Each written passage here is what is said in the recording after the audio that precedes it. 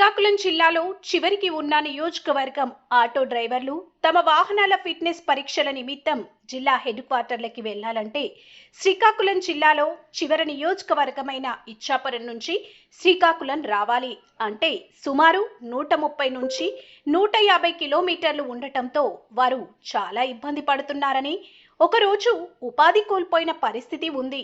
హైవేపై ఇంత దూరం ప్రయాణం చేస్తుంటే పోలీసు వారు కేసులు రాస్తున్నారని వాపోతున్నారు. టెస్టులు తగు టైంలో జరిపించుకోకపోతే భారీగా జరిమానాలు విధిస్తున్నారని, దీనిపై రవాణా శాఖ తగు చర్యలు తీసుకోవాలని, ప్రత్యామ్నాయాలు కల్పించాలని, పాత పద్ధతులే మరలా కల్పించాలని ఆటో డ్రైవర్ కోరుకుంటున్నారు. ఈరోజు ఇచ్చాపురం ఎమ్మెల్యే అసెంబ్లీలో ప్రసంగించినారు. ఆంధ్రప్రదేశ్ ప్రభుత్వ విప్, ఇచ్చాపురం నియోజకవర్గ శాసనసభ్యులు బేందాలం అశోక్ కుమార్.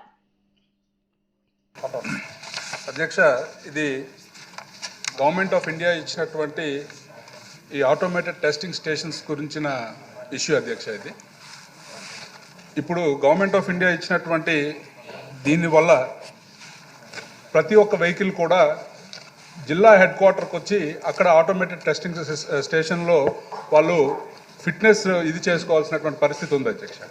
అయితే ముఖ్యంగా చివరన ఉన్నటువంటి నియోజకవర్గాలు, ఇచ్చాపురం లాంటి నియోజకవర్గాలు హెడ్ క్వార్టర్కి వెళ్ళాలంటే దాదాపు 150 కిలోమీటర్ల పైన ప్రయాణం చేసి వెళ్ళి అక్కడ వాళ్ళు చేసుకోవాల్సినటువంటి పరిస్థితి ఉంటుంది అధ్యక్ష. దీనివల్ల వాళ్ళకి ఉన్నటువంటి విధి విధానాల ప్రకారం 60 కిలోమీటర్లు దాటి ఏ ఆటో కూడా హైవే మీద వెళ్ళలేనటువంటి పరిస్థితులు ఉన్నాయి అధ్యక్ష. మరి అటువంటప్పుడు దీన్ని కానీ ఇంప్లిమెంట్ చేస్తే దూరంగా ఉన్నటువంటి నియోజకవర్గాల నుంచి ఈ ఆటోమేటెడ్ టెస్టింగ్ స్టేషన్స్ వరకు వెళ్ళాలి, అక్కడికి వచ్చి ఫిట్నెస్ చేయించుకోవాలి అని అంటే అక్కడ ఉన్నటువంటి ప్రతి ఒక్క వ్యక్తికి కూడా చాలా ఇబ్బందికరమైనటువంటి పరిస్థితులు అధ్యక్ష. ఎందుకంటే దీన్ని ఒక ప్రైవేట్ ఏజెన్సీకి ఇచ్చారు అధ్యక్ష. ఈ ప్రైవేట్ ఏజెన్సీకి ఇస్తే నాకున్నటువంటి సమాచారం ప్రకారం గట్టిగా మాట్లాడితే రోజుకి 2 లైసెన్సులు కూడా రెన్యూవల్ కానిటువంటి పరిస్థితి అధ్యక్ష. ఒక్క వెహికల్ని కూడా పూర్తి స్థాయిలో వాళ్ళు ఫిట్నెస్ ఇస్తున్నటువంటి పరిస్థితి లేదు అధ్యక్ష. దీనివల్ల చాలామంది ఆటో డ్రైవర్లు కానీ లేకపోతే గూడ్ వెహికల్స్ కానీ అలా ట్రాక్టర్స్ కానీ వాళ్ళు ఫిట్నెస్ చేయించుకోవాలంటే చాలా ఇబ్బంది పడుతున్నటువంటి పరిస్థితి ఉంది అధ్యక్ష. దయించి ఈ విషయంలో ఇక్కడ ఉన్నటువంటి మంత్రి గారు, ఎందుకంటే అధ్యక్ష 0 అవర్లో ఇంకొక చిన్న సూచన కూడా అధ్యక్ష, 0 అవర్లో వస్తున్నటువంటి అంశాలు మళ్ళీ ఇక్కడ ఉన్నటువంటి ఏ సభ్యులకు కూడా తిరిగి సమాధానాలు రావట్లేదు అధ్యక్ష.